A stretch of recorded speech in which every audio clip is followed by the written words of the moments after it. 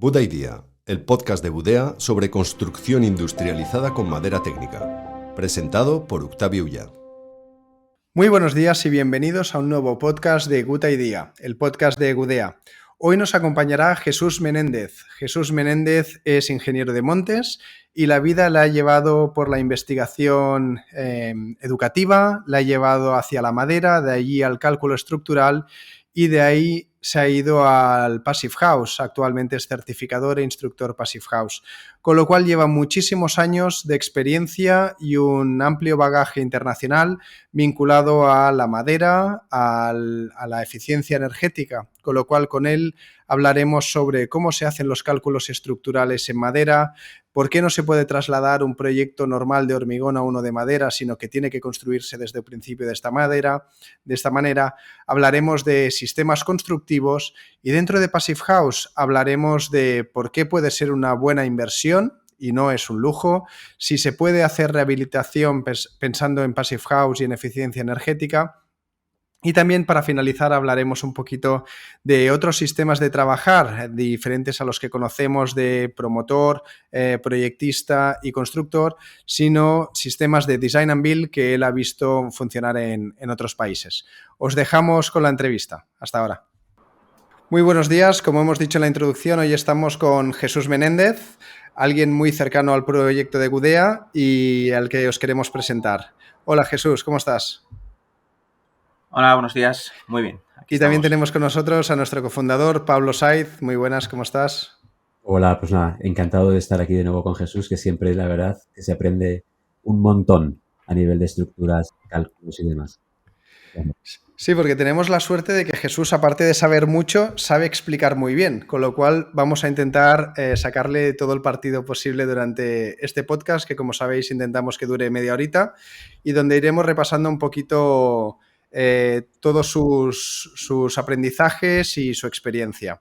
Jesús, haznos una pequeña introducción sobre tu vida, los caminos que has elegido y por qué has elegido este camino. Sí, muy bien. Pues profesionalmente he tenido un bagaje universitario algo largo. Estudié ingeniería agraria con una especialización en industrias, lo cual me sirvió para adentrarme más en el mundo de la madera. Hice la ingeniería superior de ingeniería de montes. De ahí, profesionalmente estuve unos años trabajando como consultor de estructuras para una empresa importante de encofrados en España. De ahí también, debido al apalancamiento que había en el conocimiento de estructuras, hice un máster de ingeniería civil con una especialización muy fuerte en estructuras de madera en Edimburgo y en Nueva Zelanda. Una vez acabado este periplo en las antípodas, me sumé a un proyecto también muy interesante que mezclaba industrialización en madera con Passive House y fue de hecho un PhD, un doctorado industrial para una empresa en Escocia. Entonces sí, varios caminos. Muy bien, o sea, todo comenzó un poquito con la madera. La madera que ahora se está poniendo de moda, cada vez escuchamos más, pero que tú tienes la suerte de ya llevar un bagaje, ¿no? Una experiencia acumulada. Entonces, si quieres, podemos comenzar con esta parte, ¿no? De cálculo estructural con madera. ¿Cómo lo hacéis? ¿Cómo os podéis asegurar de que un edificio en madera tenga la resistencia y la durabilidad que se espera de un edificio, ¿no? Sí, como cualquier otro material, existen unas bases de cálculo. En España utilizamos el documento básico de seguridad estructural en madera, que es un reflejo casi idéntico de lo que marca el Eurocódigo 5, que es un Eurocódigo global europeo que nació a finales de la década de los 90 y que en España, incluso a fecha de hoy, no tenemos un anejo nacional y nos servimos, por así decirlo, de las recomendaciones generales.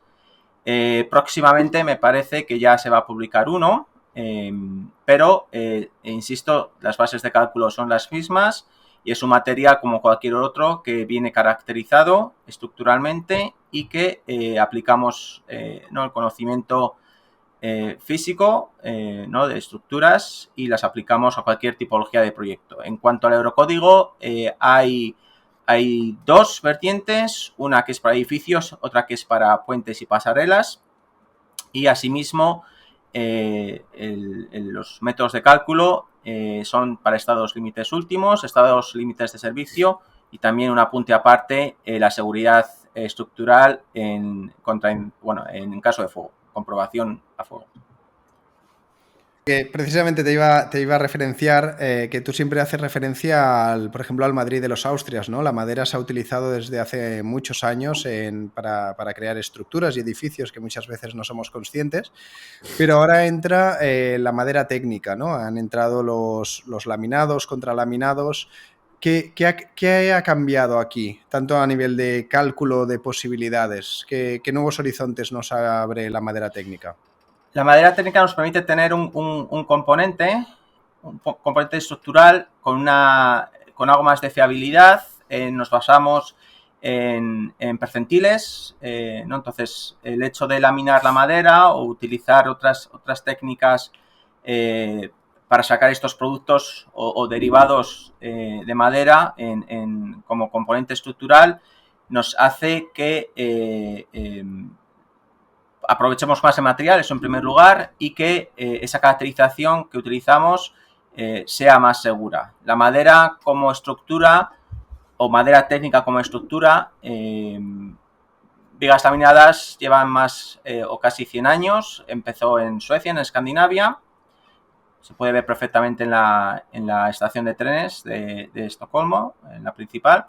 O, por ejemplo, como tableros estructurales es muy bien sabido que en la Primera Guerra Mundial aeronaves empezaron a utilizar contrachapado, ¿no? Entonces, contrachapado sobre todo en lo que es en la cuenca del río Fraser, en la zona de Vancouver, en la zona alta de Estados Unidos. ¿Pablo? Vale, sí. No, con el tema del cálculo estructural siempre, o las estructuras en madera, siempre está la cuestión de la fiabilidad, ¿no? Uh-huh. Y la fiabilidad te da mucho el conocimiento. Quizás yo pienso que una de las barreras que puede dar a la penetración de la estructura de madera en edificación en España es más que nada un desconocimiento sobre el material y una falta de fiabilidad, ¿no? Entonces, ahora que mencionabas tú el caso de los aviones, ¿no? Por ejemplo, el Mosquito de Havilland, ¿no? Este caza bombardero de la Segunda Guerra Mundial, el fuselaje estaba hecho de madera contrachapada, ¿no? Uh-huh. Entonces, y era un artefacto que volaba unos 300, 400 kilómetros por hora, ¿no? Si se da fiabilidad para hacer una cosa que vuela, pensemos que para hacer una cosa estable como una estructura de madera, ahí ya nos daría una cierta confianza, ¿no? Pero tú que has visto y has calculado, y has vivido, y has ejecutado tantos edificios en madera, ¿cómo ha sido tu viaje desde el primer acercamiento a una estructura de madera y pensar, no sé cómo va a aguantar, a lo que conoces ahora como material estructural? Y en comparación a otros materiales también, como hormigón y acero. ¿Cómo lo has vivido esto? ¿Qué fiabilidad te da a ti el material? Sí, a ver, la fiabilidad de las estructuras no es tanto como el cálculo en sí o el dimensionar, el obtener secciones.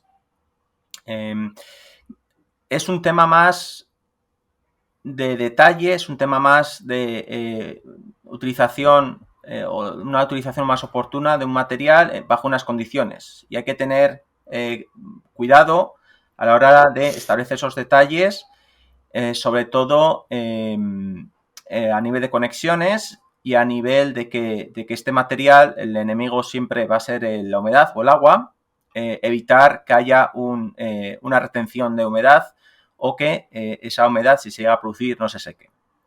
En cuanto a material en sí, la fiabilidad es del 99,9%. Hablamos siempre de un percent, el 100% ningún material lo tiene. La madera técnica está muy normalizada ya hoy en día. Se hacen muchos ensayos de laminación o de laminación o de encolados, por ejemplo. Caracterización también por métodos acústicos del material sin tener que destruirlo.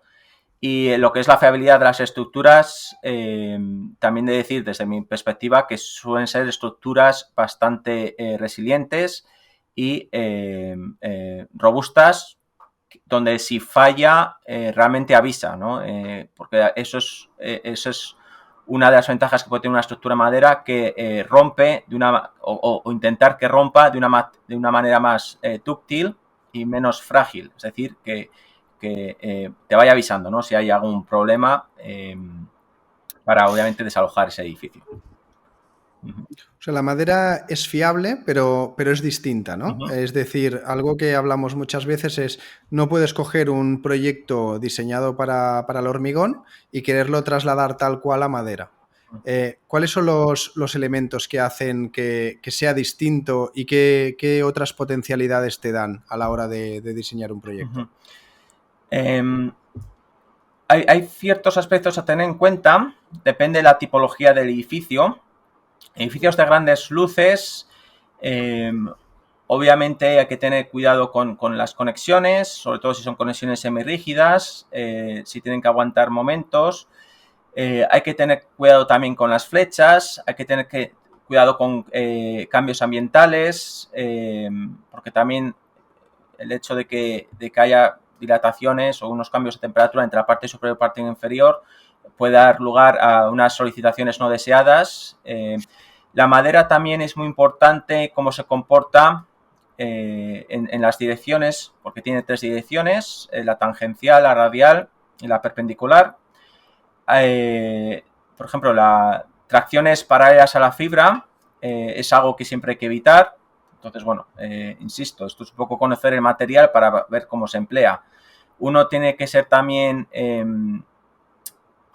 perspicaz a la hora de definir luces, a la hora de definir conexiones, estandarizarlas lo máximo posible. Y luego también aplicar al sistema constructivo esos encuentros o esos nudos de unión que estamos diseñando o calculando estructuralmente para que se repliquen en la vida real, ¿no? Entonces, si es una conexión, si es una simple rótula o será una rótula, no podemos hacer que tome momentos o que se traslade momentos de otras partes de la estructura. Entonces, bueno, hay que conocer el material, cómo funciona, y funciona de una manera muy diferente al hormigón. Funciona quizás algo más parecido a acero, ¿no? Con estructuras articuladas, pero bueno, hay que conocerlo. A mí me gusta esa idea de conocer el material a la hora de diseñar, ¿no? Porque sí que es cierto que la madera se encuentra cómoda en unas determinadas circunstancias e incómoda en otras. Todos los materiales también lo hacen. Es decir, hablábamos hace un tiempo de las rehabilitaciones de forjados de madera en el Madrid de los Austrias, por ejemplo, en el casco antiguo, que muchos de ellos habían sido sustituidos por acero, que era un poco el material de la época, pensando que iba a aguantar mejor, pero realmente frente a humedad casi que funciona igual o peor de mal el acero que la madera, ¿no? Entonces sí que es necesario entender ese conocimiento, y me gusta entender la madera como un material vivo que realmente protesta si lo colocas en el lugar inadecuado, ¿no? Se siente más cómoda si lo sometes a unas determinadas luces o si lo expones en determinados lugares, ¿no? Entonces, no sé cómo ves tú ese grado de sensibilidad. Parece que el hormigón es capaz de absorber pues más diseños gruesos, es decir, pues igual le da igual 5 que 5,40, ¿no? O 6 metros, pero sí que la madera es quizás necesaria de una precisión mayor a la hora de modularla, a la hora de determinar las luces, porque es más sensible no tanto a su comportamiento, sino a los precios, ¿no? Es decir, un buen diseño bien optimizado de una retícula estructural es capaz de producir un ahorro muy grande, ¿no? En la construcción con madera. No sé cómo ves tú eso. Sí, a ver, o es algo un poco variable. El hormigón se transporta de una manera líquida o fluida. El acero permite ensamblajes, ¿no? Para tener grandes luces y obviamente se lamina en caliente o en frío.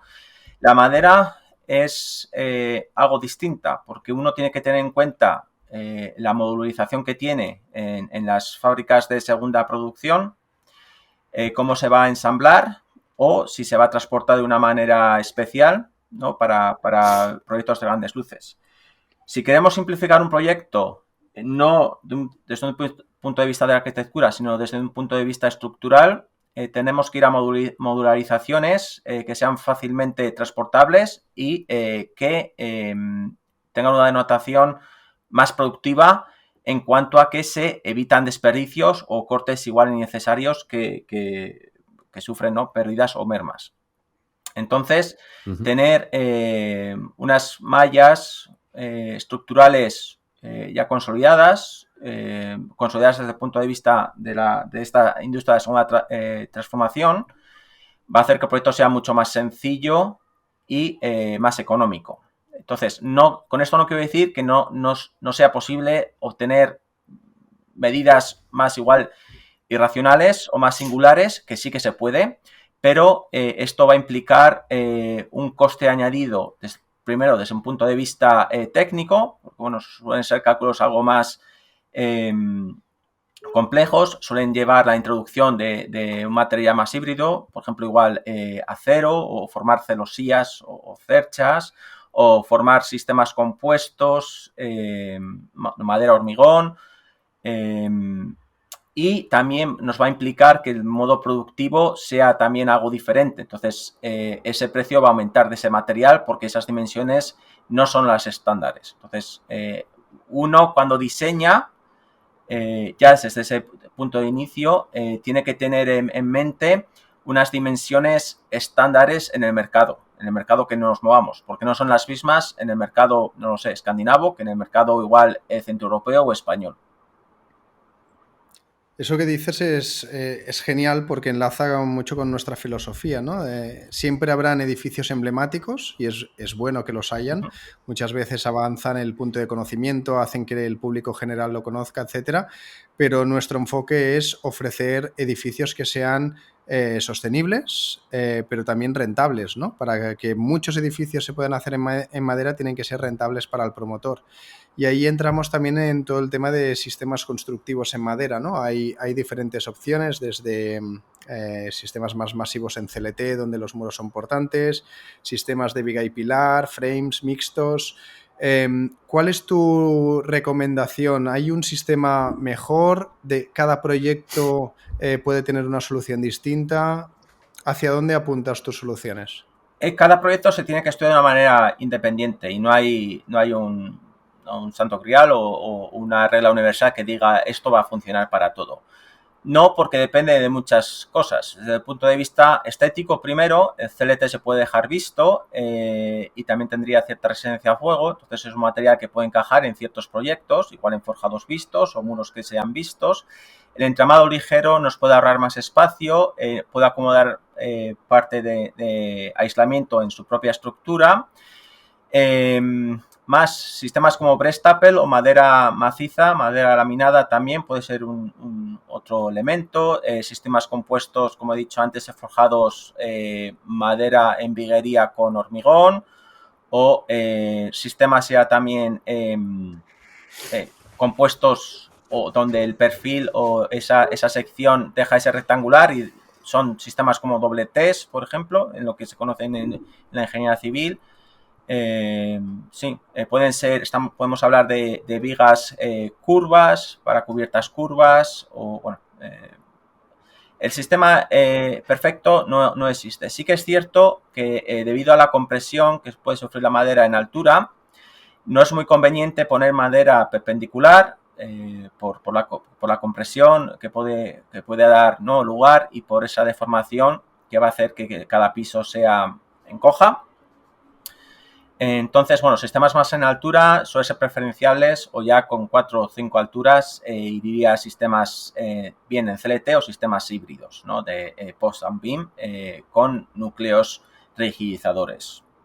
También es muy importante conocer qué sistema estructural voy a utilizar. Si va a ser un sistema en diafragma, donde los esfuerzos, sobre todo los esfuerzos laterales, descargan la cementación a través de forjados y muros, con sus propios herrajes, o si vamos a utilizar, por ejemplo, tensores o cruces de San Andrés, o si vamos a utilizar también conexiones unas conexiones algo más complicadas que sean capaces de soportar momentos. ¿Sí?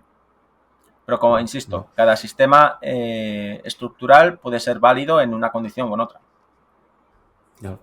Sí, eso totalmente de acuerdo, ¿no? También teniendo en cuenta la variedad de proyectos que hay desde un pabellón polideportivo hasta una vivienda unifamiliar, ¿no?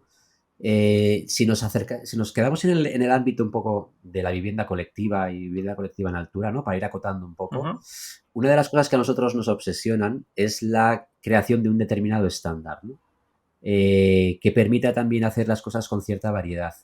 Y así como en el siglo XIX-XX, ¿no? Finales del XIX-XX, se estableció ya el estándar de hormigón de una estructura reticular de pilares y forjados con escaleras, ¿no? Con escaleras de hormigón, ¿no? Este dibujo de Le Corbusier, ¿no? que se veía la escalera, 6 pilares y 2 forjados, ¿no? Que se ha convertido en el estándar general para todo.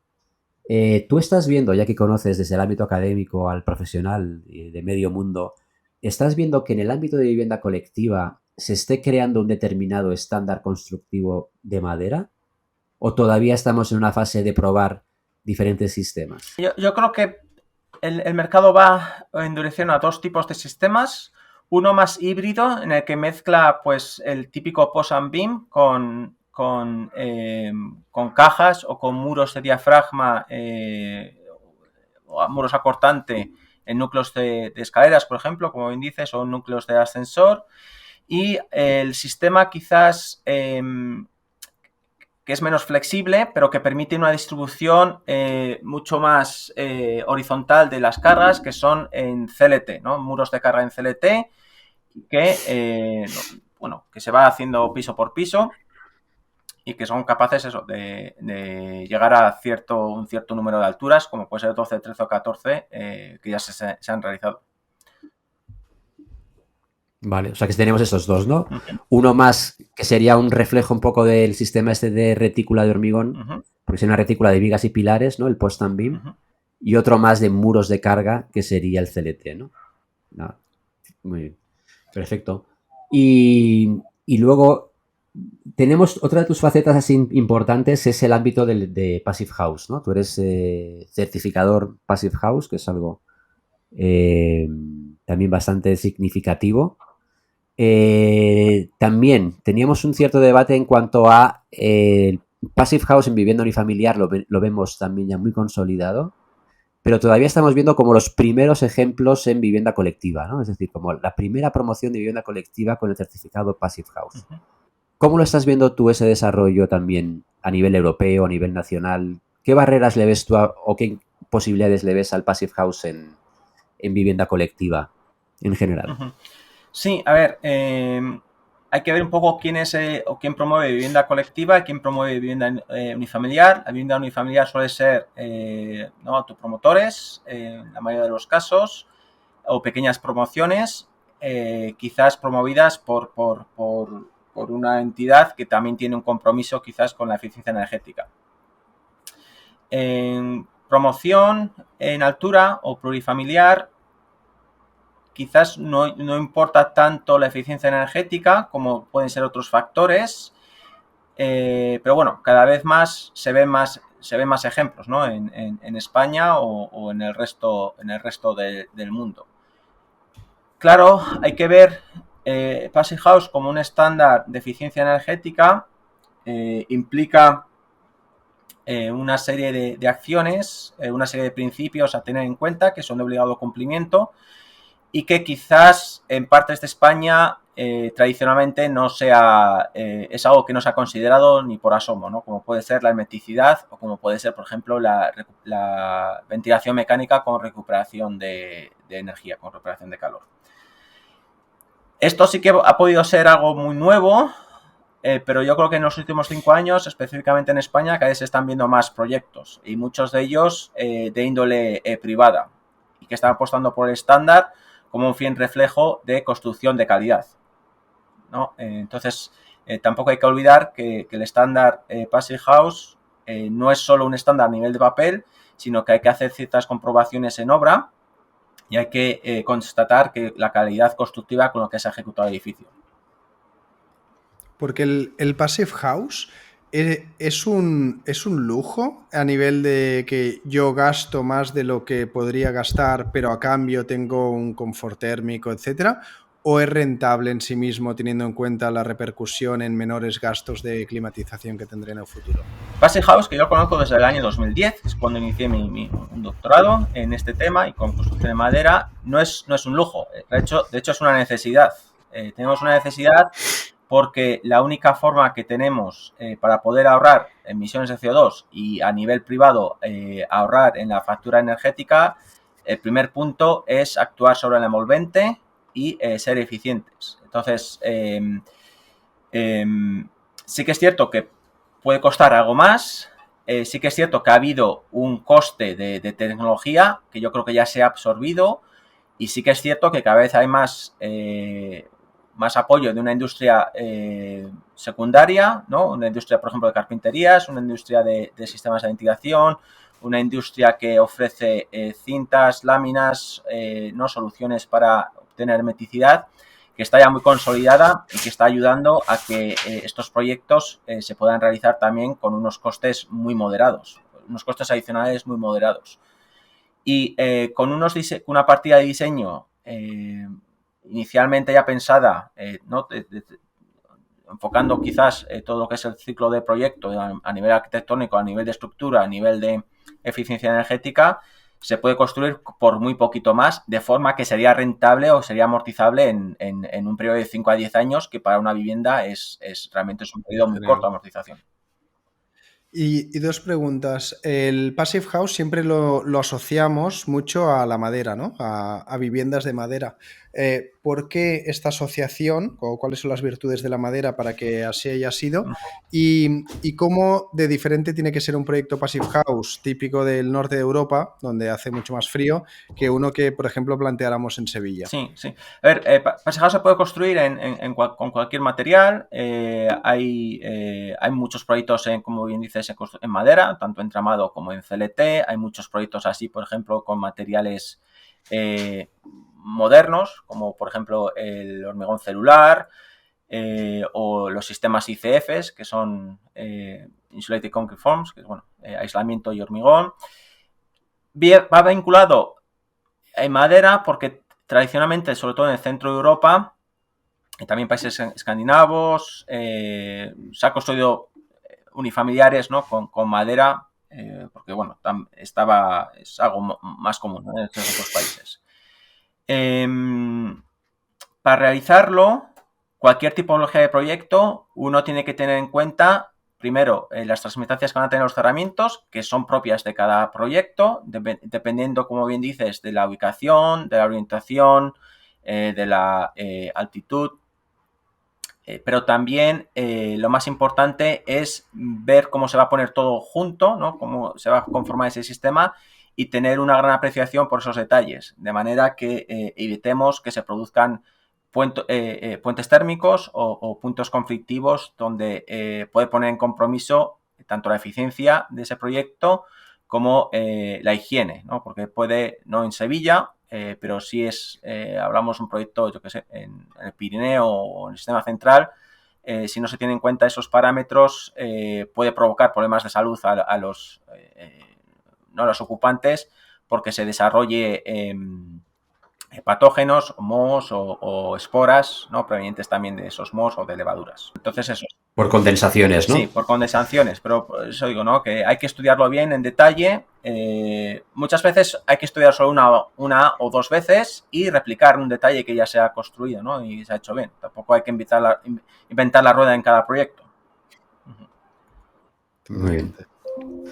Y ahora estamos viendo como en toda esta cuestión de la crisis energética, ¿no? Quizá como el grandísimo aliado para hacer una arquitectura que quizás por necesidad vuelva a valores que estábamos empujando desde hacía bastante tiempo de eficiencias energéticas, ahorros energéticos y una construcción de menor impacto. ¿Tú crees que esto es una cuestión circunstancial, económica meramente, o es un nivel de conciencia que va a hacer que este tipo de prácticas vengan para quedarse? O al revés, si de repente el precio de la gasolina baja de nuevo, volvamos a dilapidar la energía en la producción de materiales y en el consumo de las viviendas. Yo creo que a nivel supranacional hay muchos factores que están impulsando una construcción, primero en este ámbito, ¿no? Desde el punto de la eficiencia energética y luego desde el punto de vista de la electrificación de las ciudades. Es decir, evitar utilizar gas ¿no? gasoil o derivados de petróleo e ir por una generación eléctrica de la mano siempre con una eficiencia energética. Entonces, por un lado, son dos vertientes, tener edificios que sean más eficientes y que ahorren energía, y por otra, intentar producir esa energía que necesitan en el lugar, ¿no? A través de paneles fotovoltaicos o a través de redes distritales. Siempre que hablamos de tener un impacto en clima, ¿no? O en prevenir el cambio climático, cuando estamos hablando de vivienda nueva, hay el gran elefante en la sala, ¿no? Que es la rehabilitación, porque al final la vivienda nueva es una parte pequeña de todo lo que ya hay construido. ¿Qué podemos hacer con todos esos edificios que hay en todas las ciudades, que son muy, muy poco eficientes energéticamente? ¿Hasta qué nivel de profundidad tienes que hacer una rehabilitación? ¿O cuál sería la mínima nivel de profundidad de la rehabilitación para mejorar muy sustancialmente su eficiencia energética o incluso hacer los passive house? Sí, en rehabilitación uno tiene que ver primero en qué estado se encuentra ese inmueble, porque estoy seguro o casi seguro que habrá actuaciones que haya que llevar a cabo independientemente de si va a ser passive house o no. Es decir, se va a tener que cambiar las ventanas, igual se tiene que arreglar la cubierta, igual se quiere dar un lavado de fachada. Entonces, bajo mi punto de vista, debería de haber planes directores, bien por barrios o por pequeñas comunidades, para llevar a cabo rehabilitaciones quizás secuenciadas en el tiempo y un poco acorde una con las otras, también para optimizar así los recursos que tenemos, ¿no? Y realizar rehabilitaciones en masa. De nada sirve rehabilitar una vivienda cuando tenemos bloques de edificios, ¿no? De 8, 10, 12, 15 alturas, que igual costarían en proporción 10 veces menos que no rehabilitar solo una vivienda unifamiliar, que sí, obviamente es el primer paso, pero quizás no sea lo más eficiente si tenemos una visión algo más global, ¿no? Más colectiva. Es difícil porque, claro, la propiedad será privada y habría que llevar, ¿no? Poner de acuerdo a varios coparticipantes, ¿no? Mismamente, teniendo en cuenta una comunidad de propietarios, pues es difícil que todos se pongan de acuerdo. Pero yo creo que ese debería de ser el camino. Ver qué actuaciones hay que realizar, secuenciarlas y hasta qué punto, por ejemplo, se podría llegar para ser lo más eficiente posible. ¿Y qué sería ese mínimo que hay que hacer para aumentar mucho su eficiencia? ¿Qué es lo que deberías hacerle a un edificio? Principalmente aislar las cubiertas, aislar las fachadas, minimizar puentes térmicos. El cambio de carpinterías es importante. La introducción también, una vez tenido que el edificio sea estanco, sea algo hermético, ¿no? Al aire me refiero. Es muy importante también introducir sistemas de recuperación de aire, porque tienen una triple función. La calidad del aire interior está visto y estamos monitorizando constantemente que es bastante pobre. Por otro lado, sería de la eficiencia energética. Y luego también liberar un poco la independencia que tenemos en estas, sobre todo en las grandes urbes, en todo el desarrollo que hubo, ¿no? En España a partir del año de los 50, ¿no? Los 60, con todos los polos de desarrollo y esa masificación de muchas urbes que estaban gastando obviamente mucho gas o mucho gasoil. Entonces, minimizar esa dependencia de esos combustibles fósiles, a través de, por un lado, recuperación de aire y, por otro lado, la introducción de otro tipo de energías más amigables, ¿no? Como puede ser aerotermias o como puede ser también la introducción de paneles fotovoltaicos que alimenten sistemas de energía directa. Oye, Jesús, y a mí para ir acabando quizás también me gustaría tener una pregunta un poco más fuera de contexto, que es, después de todos esos años de conocer a la madera, ¿qué es lo que más te ha gustado de todo este tiempo de relación con ella? Mucha. Mi vinculación con el campo es alta. Uno de mis primeros trabajos fue en una empresa de contrachapados muy importante finlandesa que se llama UPM, Kymmene, y me acuerdo, bueno, ir caminando o seleccionando árboles, troncos, no, para el desenrollo. Entonces, bueno, un poco es el olor del propio material y es esa nobleza. Luego también, en particular, la madera, un trozo de madera, una pieza de madera, no viendo, por ejemplo, la cubierta donde está Octavi, pues puedo ver, no identificar, pues a través de los nudos, puedo identificar qué ha ocurrido en ese periodo de tiempo, ¿no? Si ha habido alguna epidemia o si ha habido algún hongo o por lo que sea, ¿no? Esos periodos de crecimiento es un trocito de historia que la madera es capaz de transmitir. Para aquellos que yo creo que entienden y conocen, ¿no? Este material, siempre es interesante, ¿no? Saber el contexto y la historia que puede haber detrás del material o incluso en las rehabilitaciones, ¿no? Que se puede volver a utilizar ese material y bueno, es un material muy circular. Uh-huh. Muy bien. Fíjate, es un material con historia, ¿no? Es un material con historia. Uh-huh. Digamos.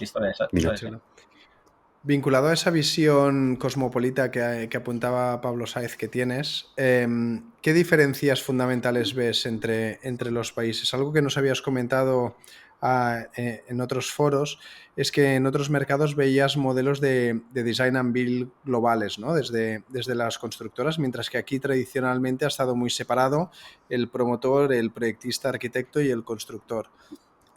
¿Cómo ves esta diferencia de modos de trabajar y cuáles son los pros contras que ves en cada uno? Pues por los proyectos igual que en los que estoy interviniendo, sobre todo a modo de licitación, es un cambio muy significativo el hecho de que, por ejemplo, un ayuntamiento o cualquier promotor quiera obtener un producto final.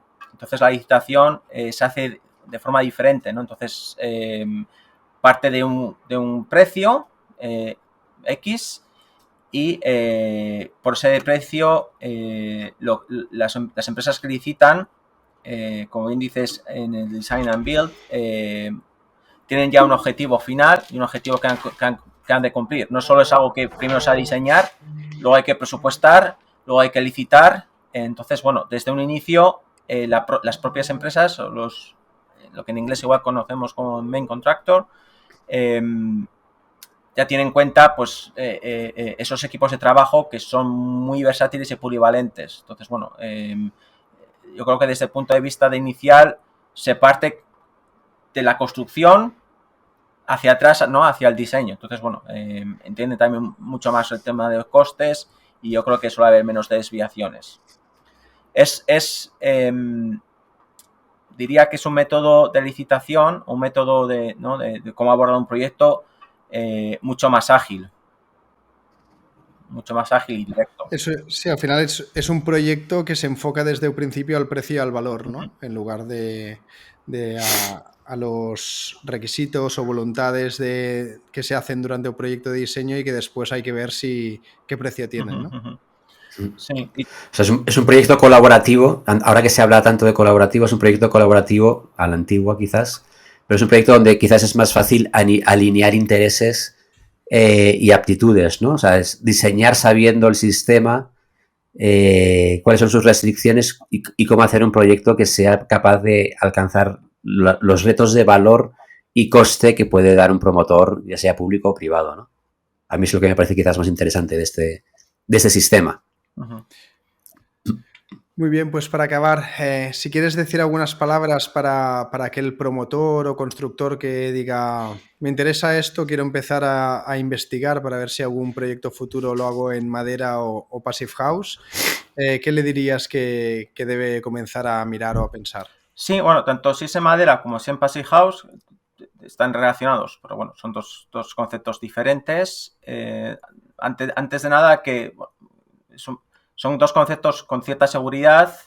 Construcción en madera, insisto, yo, bueno, tengo ahora casi 20 años de experiencia, pero ya se está empezando a ver proyectos ya de cierta envergadura, de cierta altura, cierta entidad y que son... que entran en precio, vamos.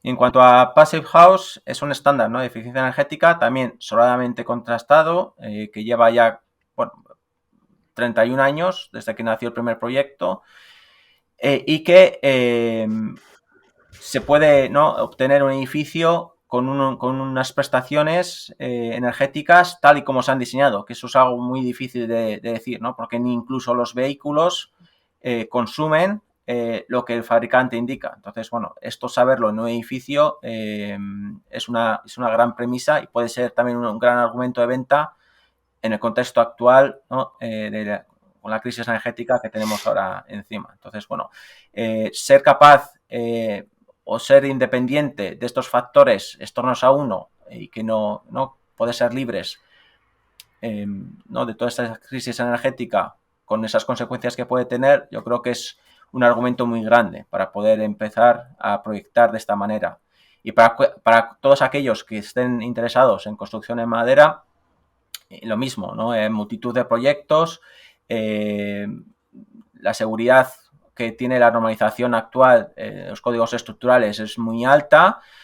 También hay empresas o entidades aseguradoras detrás que están promocionando este tipo de construcción, y también hay un factor muy importante que no hemos hablado y es el retorno de la inversión y el coste de oportunidad, porque los proyectos en madera suelen tener unos plazos muy, muy cortos de ejecución, pueden a la vez alternarse varias actividades en obra y hace que respecto a un proyecto tradicional en hormigón o incluso en acero, esos tiempos se acorten, por así decirlo, incluso la mitad.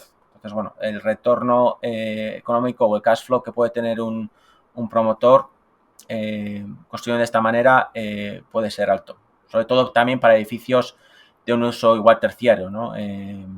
Hoteles o, bueno, edificios para estudiantes, ¿no?, universitarios o geriátricos, por ejemplo.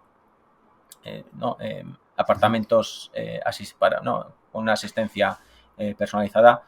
Ese retorno de la inversión puede provocar ese cash flow, anticipar ese retorno de la inversión.